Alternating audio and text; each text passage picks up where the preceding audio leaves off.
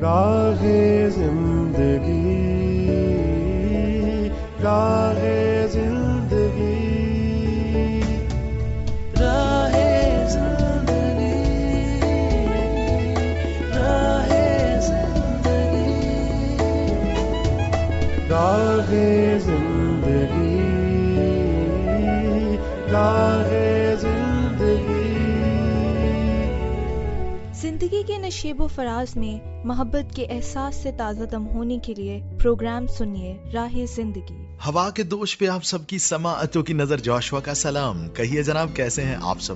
امید کرتا ہوں کہ آپ سبھی خیر و عافیت سے ہیں، اپنے اپنے کام خوب اچھے سے سر انجام دے رہے ہیں۔ میری دعا ہے کہ آپ سدا خوش رہیں، سدا سلامت رہیں۔ خداوند تعالیٰ آپ کو ہمیشہ خوش رکھے اور آپ کے کام میں بہت ترقی عطا فرمائے، آمین۔ جناب والا، ہم گزشتہ پروگرام میں بات کر رہے تھے کہ کس طرح سے کچھ نظام ایسے ہیں جو معاشرے کی تنزلی کا سبب بنتے ہیں اور کچھ نظام ایسے ہیں جو معاشرے کی بہتری کا سبب بنتے ہیں۔ ہم نے بات کی تھی کیپٹلزم پر، یعنی سرمایہ دارانہ نظام پر، جس میں چند سرمایہ دار جو ہیں وہ مل کر پورے ملک میں وسائل کی تقسیم کرتے ہیں اپنی من مرضی سے۔ اسی طرح اس کے برعکس ایک نظام ہے جس میں ملکی اور قدرتی وسائل کو بڑی دیانتداری کے ساتھ اور بڑے انصاف کے ساتھ پورے ملک کے عوام میں برابر تقسیم کیا جاتا ہے، یعنی حسب ضرورت۔ یہ نظام بڑا زبردست ہوتا ہے۔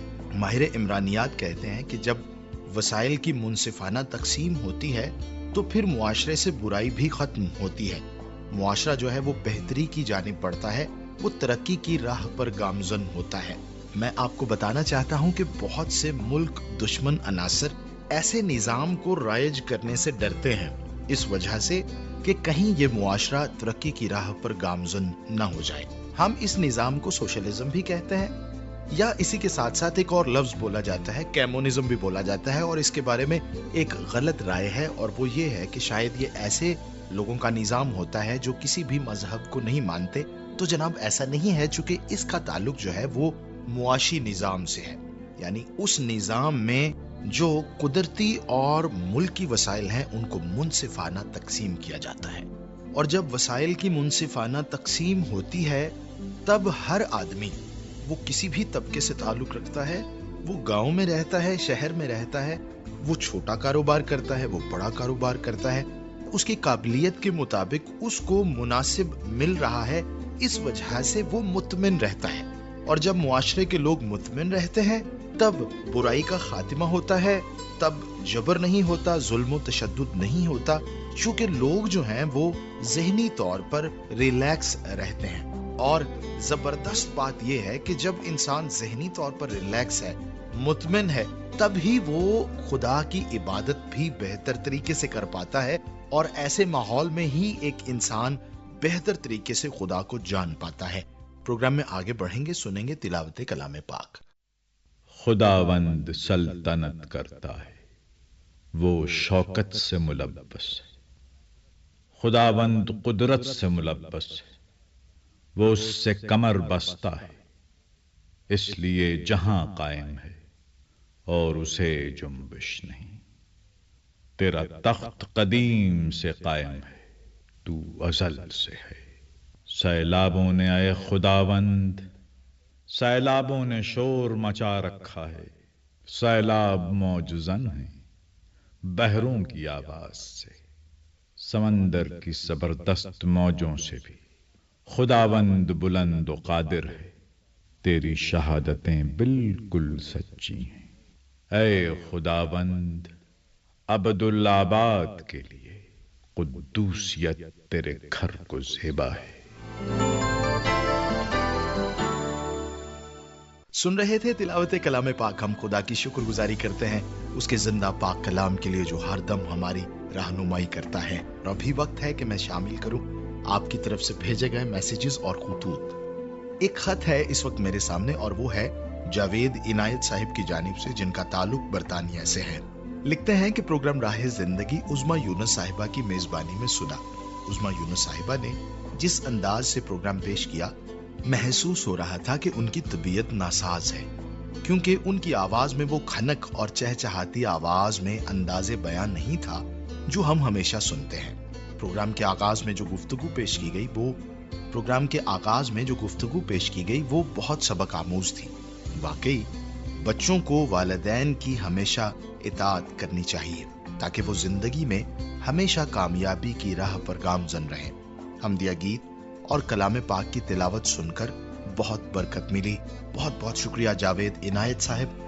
جاوید عنایت صاحب، آپ کا بہت بہت شکریہ۔ اور جس طرح سے آپ نے محسوس کیا کہ عظمیٰ یونس صاحبہ کی طبیعت ناساز ہے، واقعی اس طرح سے ہوتا ہے کیونکہ پریزنٹرز جو ہیں ان کی اپنی ایک زندگی ہے، اپنے اپنے معاملات میں وہ مصروف بھی ہوتے ہیں، اور اسی معاشرے میں رہتے ہوئے کبھی گرمی، کبھی سردی، کبھی حالات اچھے، کبھی اچھے نہیں، تو وہ ان سب کا مقابلہ کرتے ہیں۔ تو اس میں اگر کبھی طبیعت ناساز ہو جاتی ہے تو ہمیں ان کے لیے دعا کرنی چاہیے کہ خداوند ان کو سنبھالے تاکہ وہ اسی طرح سے ہمارے لیے اچھے طریقے سے پروگرام پیش کرتے رہیں۔ اور اسی کے ساتھ ساتھ یہ بات ہمارے لیے اور بھی زیادہ قابل قدر ہے کہ اپنی طبیعت ناساز ہونے کے باوجود وہ تشریف لائیں اور انہوں نے ہم سب کے لیے پروگرام کیا۔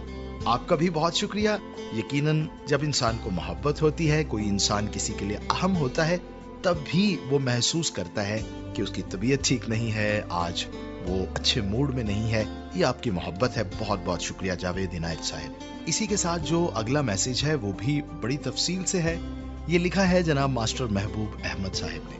ماسٹر محبوب احمد بہت ہی پیارے انسان ہیں، محبت سے بھرے ہوئے ہیں اور ہمیشہ ان سے مل کر بہت اچھا لگتا ہے۔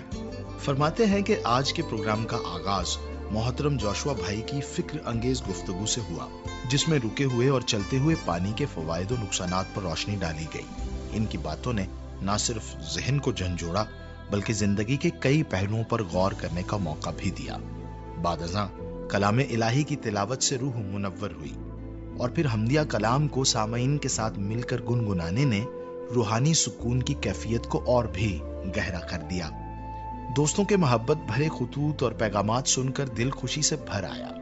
ان کے اخلاص نے دل سے بے ساختہ دعائیں نکالی جو الفاظ سے زیادہ جذبات کی زبان بولتی ہیں۔ سلسلہ قدرت کے کرشمے میں آج صحرائے سہارا کے بارے میں جو حیرت انگیز اور مفید معلومات فراہم کی گئیں وہ واقعی علم کے خزانوں میں ایک خوبصورت اضافہ تھی۔ اسی کے ساتھ ساتھ آپ نے لکھا کہ پروگرام کے اختتام پر جوشوا بھائی کی پرخلوص دعا نے دل کو خاص طور پر چھو لیا۔ بہت بہت شکریہ ماسٹر محبوب احمد۔ سدا سلامت رہیے، سدا خوش رہیے اور اسی طرح سے محبتیں بانٹتے رہیے۔ یہ تھا جناب آپ کی طرف سے بھیجے گئے میسیجز اور خطوط۔ آپ کا بہت بہت شکریہ۔ گزارش کرتا چلوں کہ ضرور ہمیں فیڈ بیک دیا کیجیے۔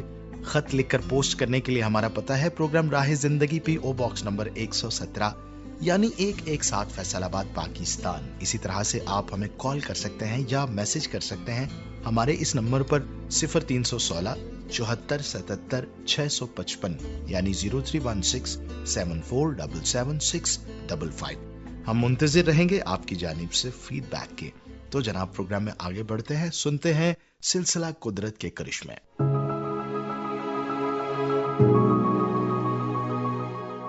سامعین، طوفان نوح کے بعد جب ساری دنیا طوفان سے ختم ہو چکی تھی اور خدا تعالیٰ نے حضرت نوح کے خاندان کو محفوظ رکھا تو خدا تعالیٰ نے حضرت نوح سے فرمایا کہ جب تک زمین قائم ہے بیج بونا اور فصل کاٹنا۔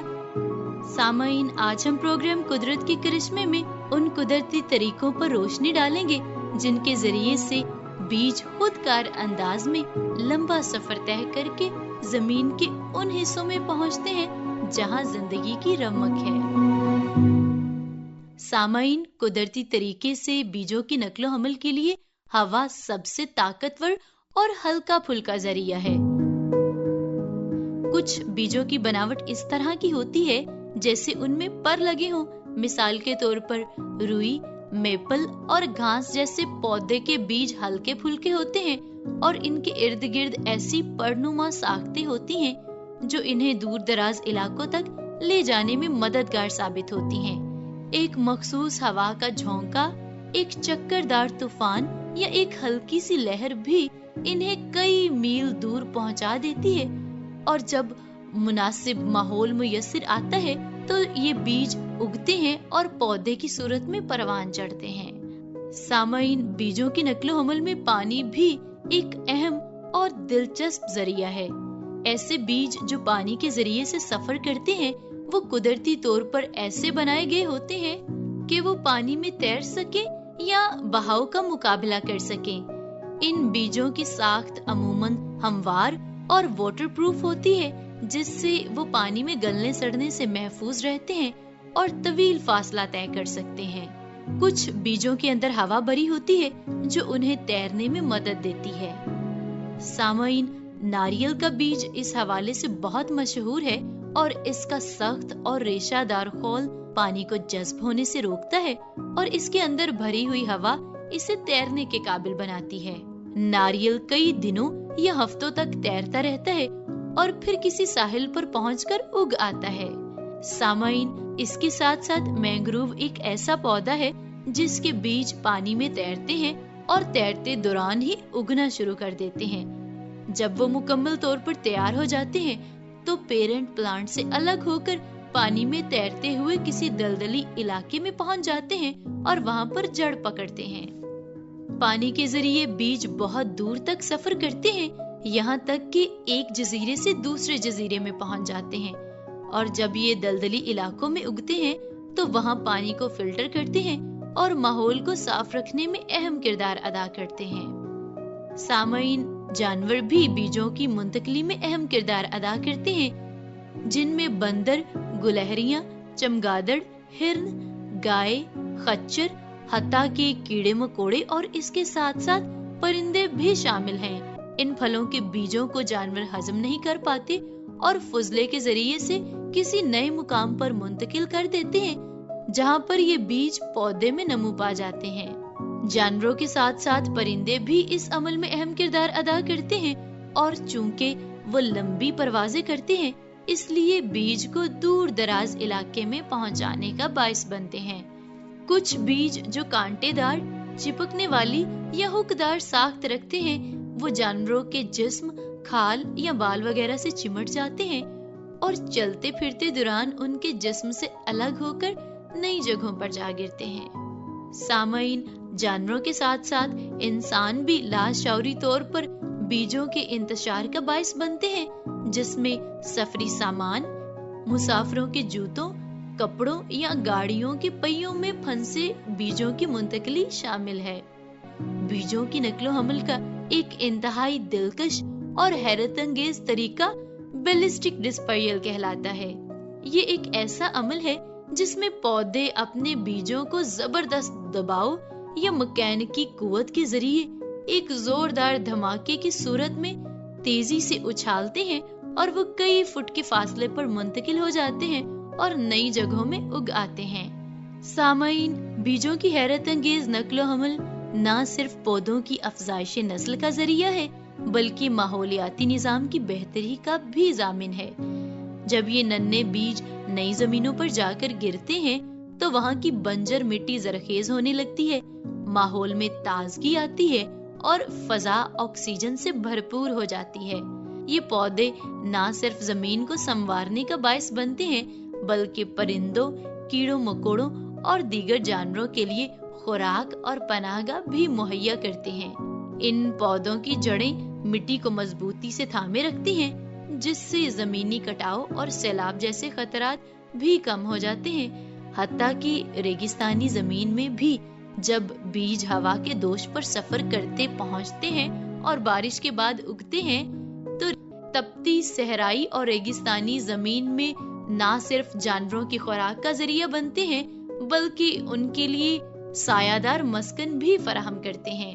سامعین، ریگستانی علاقوں میں بیجوں کا پہنچنا اور پودوں کا نمو پانا اس بات کی گواہی دیتا ہے کہ خدا تعالیٰ کو نہ صرف انسانوں کی بلکہ تمام حیوانات کی فکر ہے، اور کلام خدا میں اس تعلق سے بڑی ہی خوبصورت سی بات یوں لکھی ہے کہ سب کی آنکھیں خدا تعالیٰ پر لگی ہوئی ہیں، وہ ان کو وقت پر ان کی خوراک دیتا ہے، وہ اپنی مٹھی کو کھولتا ہے اور ہر جاندار کی خواہش کو پورا کرتا ہے۔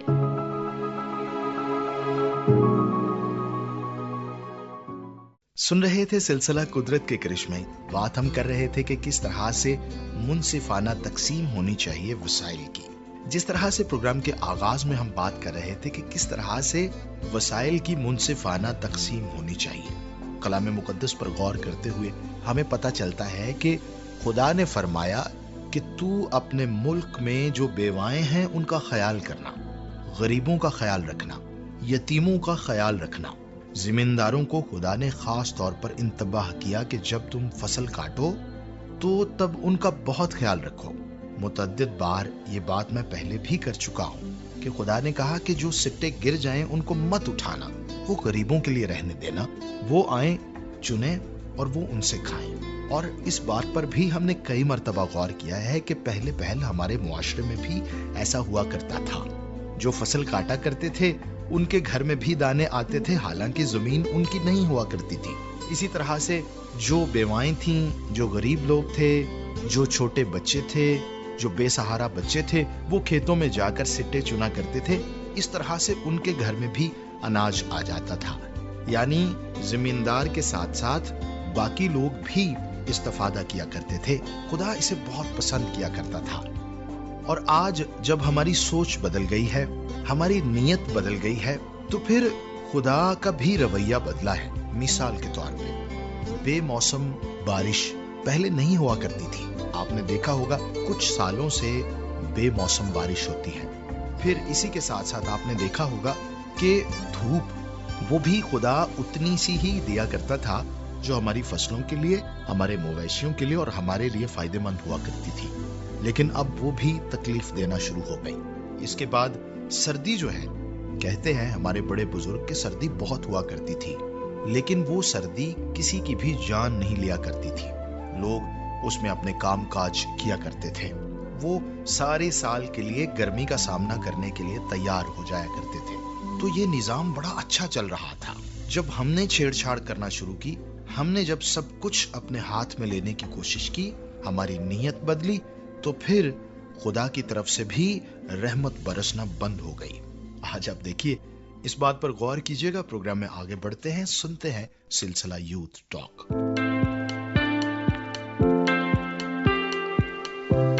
جی سامعین، امید ہے کہ آپ سب خیریت سے ہیں۔ ہمیں بہت خوشی ہوتی ہے جب ہم آپ کی خدمت میں حاضر ہوتے ہیں اور یوتھ کے تعلق سے ہم آپ کے ساتھ کچھ ایسے ٹاپکس پہ بات کرتے ہیں جو یوتھ کے لیے بڑی فائدہ مند ہے۔ ہمارے رویے ہماری زندگی پر اثر انداز ہوتے ہیں، نہ صرف ہماری زندگی پر بلکہ دوسروں کی زندگی پر بھی اثر انداز ہوتے ہیں، اور ہمارے رویوں سے ہی معاشرہ جو ہے وہ ترقی کرتا ہے۔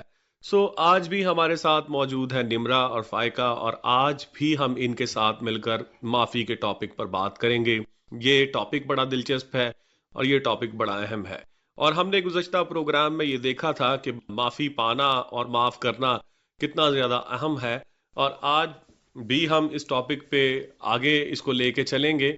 اور ہم نے نمرا یہ اکثر دیکھا ہے کہ جو معاف کرتا ہے اسے یہ تصور کیا جاتا ہے کہ وہ بڑا ہے، اس کا بڑا پن ظاہر ہوتا ہے، اس کا ظرف جو ہے وہ ظاہر ہوتا ہے۔ آپ اس کے بارے میں کیا کہیں گے؟ عموماً تو یہ سوچا جاتا ہے کہ معاف کرنے والا بڑا ہے، اور مجھے لگتا ہے کہ نیچرلی بھی یہی ہے، لیکن ہماری سوسائٹی میں جو عام طور پر ایک ایگو آ جاتا ہے کہ معاف کرنے سے ہم جھک جائیں گے یا معاف کرنے سے ہم چھوٹے ہو جائیں گے۔ تو یہ جو ایگو ہے وہ آپ کو ریزسٹ کرتا ہے کہ آپ اپنی فریڈم کو حاصل کریں۔ جب تک اس ایگو میں رہتے ہیں تب تک ہم معاف کرنے سے گریز کرتے ہیں، اور پھر ہم اس اپنی بٹرنس کا جو ہے وہ اس میں قید رہتے ہیں اور اس کا شکار رہتے ہیں، جس سے نہ صرف ہم اپنے آپ کو نقصان پہنچاتے ہیں بلکہ ہم اپنے ساتھ رہنے والوں کو بھی نقصان پہنچاتے ہیں۔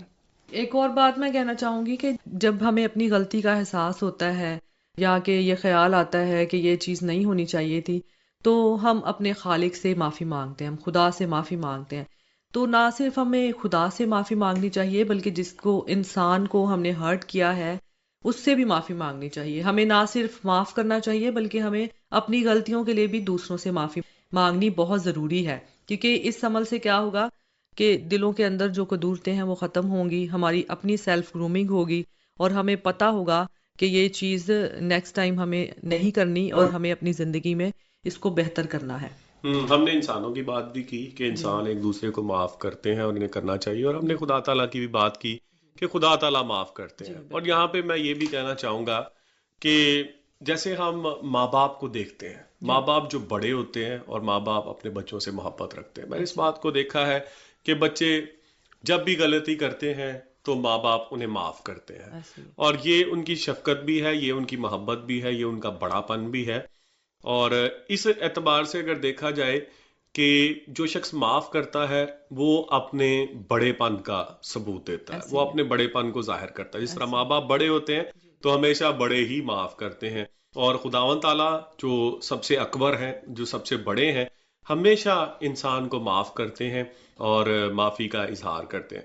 اس کے ساتھ ساتھ یہ بھی دیکھنے میں آیا ہے کہ ہمارا معاشرہ چونکہ بگاڑ کا شکار ہے، تو جیسے نمرا نے بڑی خوبصورت بات کہی کہ جو شخص معاف کرتا ہے اسے سمجھا جاتا ہے کہ یہ کمزور ہے، اور ہم یہ سمجھتے ہیں کہ چونکہ یہ کچھ کر نہیں سکتا تھا اس لیے اس نے معاف کر دیا. حالانکہ یہ بالکل غلط ہے، یہ بالکل بھی درست بات نہیں ہے. اگر ماں باپ اپنے بچوں کو معاف کرتے ہیں یا ہمارے رب کریم ہمیں معافی سے نوازتا ہے، تو اس کا یہ تو ہرگز مطلب نہیں ہے کہ وہ کچھ کر نہیں سکتے تھے یا وہ کچھ کر نہیں سکتا تھا.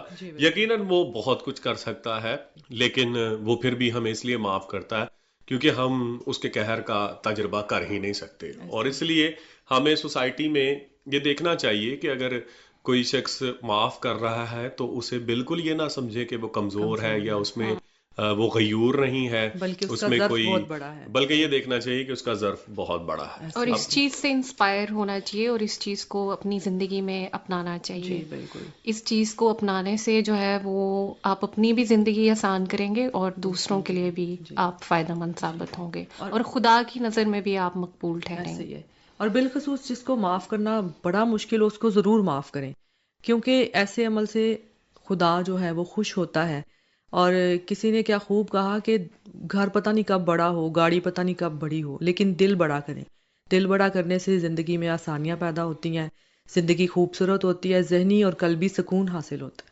بالکل جی بالکل. دنیا کی چیزیں جو ہیں وہ دنیا تک محدود ہیں، لیکن ہم جیسا رویہ اختیار کرتے ہیں یہ آخرت تک ہمارے ساتھ جائے گا. تو سامعین، اگر آپ کے دل میں کسی کے لیے غصہ ہے، کسی کے لیے کوئی آپ کے اندر ایک گرج ہے، تو اسے آج ہی ختم کیجئے اور معاف کیجیے، اور آپ پھر دیکھیے گا کہ آپ کس طرح آزاد ہو جاتے ہیں اور کس طرح ہلکا پھلکا محسوس کرنا شروع کرتے ہیں.